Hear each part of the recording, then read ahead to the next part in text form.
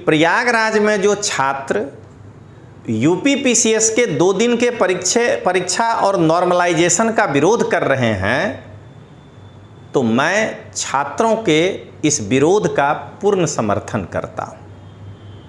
जब तक आप आइसा, एआईएसएफ, एबीवीपी, एनएसयूआई, क्राई, सपा छात्र संगठन, बसपा छात्र संगठन, जब तक आप उसके मेंबर बनते रहेंगे तब तक वो आपका उपयोग अपने राजनीतिक उद्देश्यों के लिए वह पार्टी करेगा। इसलिए मेरा छात्रों से विनम्र निवेदन है कि एक छात्र का अपना एक ऐसा संगठन और पार्टी हो जो छात्र यूनियन से लेकर के सब चुनाव लड़े, लेकिन उसका किसी भी राजनीतिक दल से कोई संबंध नहीं होना चाहिए। मेरा प्रशासन से यही पूछना है, खास करके यूपीपीसीएस से, कि 1 करोड़ आदमी कुंभ के मेले में आएगा और उस 1 करोड़ आदमी के लिए यदि प्रशासन चाह ले तो व्यवस्था हो जाता है। जनगणना 140 करोड़ आदमी का किया जा रहा है, वो भी हो जाता है। महाराष्ट्र जैसे उतने विशाल प्रदेश में जिसकी आबादी इतनी ज़्यादा है, 1 दिन में चुनाव हो रहा है, तो फिर इस परीक्षा को 1 दिन में कराने में क्या दिक्कत है। राजेंद्र नगर में जब 3 छात्रों की मौत हो गई थी, जिसे मैं सरकारी तंत्र के गैर वर्तन कार्यों के कारण हत्या कहना पसंद करूंगा कि उन्होंने उन 3 छात्रों की हत्या कर दी, तब भी मैं राजेंद्र नगर के छात्रों को समर्थन करने के लिए वहां गया था और मैंने छात्रों को यही कहा कि आपका अपना संगठन होना चाहिए।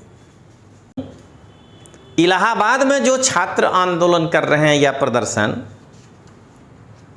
अगर उनको एबीवीपी आकर के सपोर्ट करेगा तो वो कहीं न कहीं एक पार्टी के द्वारा स्थापित संगठन है। एनएसयूआई अगर आपको समर्थन करेगा तो वो एक पार्टी के समर्थन से है। समाजवादी छात्र के द्वारा अगर यूनियन के द्वारा आपको समर्थन किया जाएगा तो उसको भी किसी एक राजनीतिक दल का छात्र छाया है। इसमें छात्र का अपना संगठन कहाँ है। नमस्कार दोस्तों, लोकतांत्रिक आवाज़ में आपका स्वागत है। मैं रजनीश सिंह तोमर, राष्ट्रीय संयोजक, लोकतांत्रिक आवाज़ में भारत की जनता को हाथ जोड़कर नमस्कार करता हूँ। दोस्तों, हम सभी जानते हैं कि लगभग फरवरी महीना होगा, आज से 6-7 महीना पहले Uttar Pradesh public service commission के द्वारा 2 परीक्षा का आयोजन किया गया। एक अधिकारी क्लास 1-2 और एक आरओ एआरओ। अब इसमें से कोई एक परीक्षा था जिसमें 1 महीना बाद पता चला यूपीपीसीएस को कि पेपर लीक हो गया, परीक्षा को कैंसिल कर दिया गया। अब उस पेपर लीक के घटना को, परीक्षा को कैंसिल करने के 6 महीना बाद यूपीपीसीएस जगा और अब यूपीपीसीएस कहता है कि हम दोनों ही परीक्षा दिसंबर में ले रहे हैं, लेकिन परीक्षा 2 दिन होगा। अब इसमें एक हवाला ये दिया जा रहा है कि सेंटर चुनने के जो मानक अपनाए गए हैं, उस मानक के आधार पर सेंटर का सिलेक्शन किए, तो हमें उतने सेंटर मिल नहीं पा रहे हैं, जिसके कारण हम इस परीक्षा को 2 पाली में कराएंगे। मेरा प्रशासन से यही पूछना है, खास करके यूपीपीसीएस से, कि 1 करोड़ आदमी कुंभ के मेले में आएगा और उस 1 करोड़ आदमी के लिए यदि प्रशासन चाह ले तो व्यवस्था हो जाता है। जनगणना 140 करोड़ आदमी का किया जा रहा है, वो भी हो जाता है। महाराष्ट्र जैसे उतने विशाल प्रदेश में जिसकी आबादी इतनी ज़्यादा है, 1 दिन में चुनाव हो रहा है, तो फिर ये परीक्षा को 1 दिन में कराने में क्या दिक्कत है। मैं पहले ही ये क्लियर कर दूं कि प्रयागराज में जो छात्र यूपीपीसीएस के 2 दिन के परीक्षा और नॉर्मलाइजेशन का विरोध कर रहे हैं, तो मैं छात्रों के इस विरोध का पूर्ण समर्थन करता हूं। लेकिन मैं अभी पहले कुछ और बताना चाहता हूं, फिर मैं छात्रों के साथ भी संवाद करूंगा। ये बड़ा ही हास्यास्पद है कि आप 2 परीक्षा में नॉर्मलाइजेशन कैसे करेंगे। जरा आप एक छोटे से प्रश्न को सोच के देखिए कि आप एक परीक्षा में पूछ रहे हैं मुगल वंश का संस्थापक कौन था, और एक दूसरा परीक्षा है आरओ के आधार पे कह रहे हैं कि एक दूसरा परीक्षा है जिसमें आप पूछ रहे हैं मौर्य वंश का संस्थापक कौन था। दोनों में भारी प्रश्न कौन है कैसे तय होगा। आप एक परीक्षा में पूछ रहे हैं कि उत्तर प्रदेश के वर्तमान राज्यपाल का नाम बताएं, और दूसरे परीक्षा में पूछ रहे हैं कर्नाटक के राज्यपाल का नाम बताएं। दोनों में भारी कौन प्रश्न है।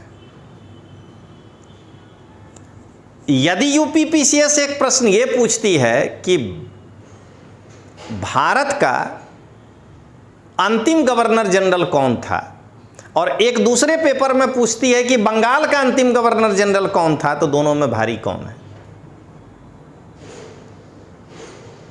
क्या स्टेटमेंट के आधार पर तय हो जाएगा क्वेश्चन का भारी होना और खराब होना। हम लोग भी 24 साल से आईएएस के लड़कों को तैयारी करा रहे हैं। मैं पहले परिचय दे दूं कि मेरा नाम रजनीश सिंह तोमर है और मैं 24 साल से आईएएस की तैयारी कराने वाले छात्रों को मार्गदर्शन दे रहा हूं। इतिहास और संविधान 24 साल से पढ़ा रहा हूं, तो मुझे भी समझ में आता है कि क्वेश्चन को कैसे आप भारी और आसान मानेंगे। सबसे बड़ी समस्या है इस नॉर्मलाइजेशन में पारदर्शिता का। जिसका नंबर बढ़ जाता है उसको भी नहीं भरोसा होता है कि किस कारण से बढ़ा, और जिसका नंबर कम हो जाएगा उसको भी नहीं पता है कि ये किस कारण से होगा। तो प्रयागराज में छात्रों के प्रदर्शन का मेरा पूरा समर्थन है। बस प्रयागराज के छात्रों को मेरे तरफ से एक ही सलाह है कि आप गांधी के रास्तों पे रहिएगा और आप बाबा साहब अंबेडकर के रास्तों पे चलिएगा। हमारी मांग बिल्कुल जायज़ है। क्यों हम 2 दिन परीक्षा दें? अरे 5 लाख लोग हैं, ज़्यादा से ज़्यादा 10 लाख लोग हैं, एक दिन में क्यों नहीं हम परीक्षा दे सकते हैं? और एक ही पेपर पर क्यों नहीं सिलेक्शन हो, ताकि हमको भरोसा हो कि हम नहीं परफॉर्म कर पाए थे इसलिए मेरा सिलेक्शन नहीं हुआ है। लेकिन हम अपनी मांग को मांगते समय मैं छात्रों से अपील करूंगा कि हिंसक नहीं होना है, गांधी के रास्ते पर अहिंसक होकर रहना है। आर्टिकल 51A में जितने मूलभूत कर्तव्य बताए गए हैं उस कर्तव्यों का पालन करना है, और बाबा साहब अंबेडकर के बनाए हुए संविधान के अधीन रहकर हमको जो है विरोध करना है। अब मैं विद्यार्थी को कुछ और कहना चाहता हूं। मैं राजेंद्र नगर में जब 3 छात्रों की मौत हो गई थी, जिसे मैं सरकारी तंत्र के गैर वर्तन कार्यों के कारण हत्या कहना पसंद करूंगा कि उन्होंने उन 3 छात्रों की हत्या कर दी। तब भी मैं राजेंद्र नगर के छात्रों को समर्थन करने के लिए वहाँ गया था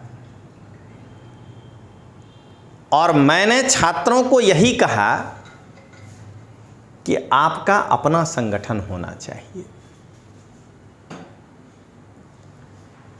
अब छात्र मेरी बातों से कितनी सहमत हुए, क्योंकि मुझे अभी तक कोई संगठन दिखाई नहीं दे रहा है। हमने राजेंद्र नगर के उन छात्रों को कहा था कि आप संगठन बनाइए, मैं आपको समर्थन करूंगा। मैंने उनको कहा कि मुझे संगठन में शामिल कर लो, मैं आपके लिए काम करूंगा। लेकिन अभी तक हो सकता है छात्र हैं, हम पे भरोसा करें ना करें, मैं उनको भी कहना चाहूँगा इसीलिए, लेकिन छात्र का अपना संगठन होना चाहिए। आज मैं एक बार फिर दोहराना चाह रहा हूँ, इलाहाबाद में जो छात्र आंदोलन कर रहे हैं या प्रदर्शन, अगर उनको एबीवीपी आकर के सपोर्ट करेगा तो वो कहीं न कहीं एक पार्टी के द्वारा स्थापित संगठन है। एनएसयूआई अगर आपको समर्थन करेगा तो वो एक पार्टी के समर्थन से है। समाजवादी छात्र के द्वारा अगर यूनियन के द्वारा आपको समर्थन किया जाएगा तो उसको भी किसी एक राजनीतिक दल का छात्र छाया है। इसमें छात्र का अपना संगठन कहाँ है? मैं यूपीपीसीएस की तैयारी करने वाले छात्रों से ये आह्वान कर रहा हूँ कि आप एक ऐसा संगठन बनाइए जो केवल छात्र का संगठन हो। उस छात्र संगठन को किसी भी राजनीतिक दल से कोई लेना देना नहीं हो, तभी आपकी बातें मानी जाएगी और तभी जो है आप जो चाहेंगे वो हो पाएगा। और जब तक,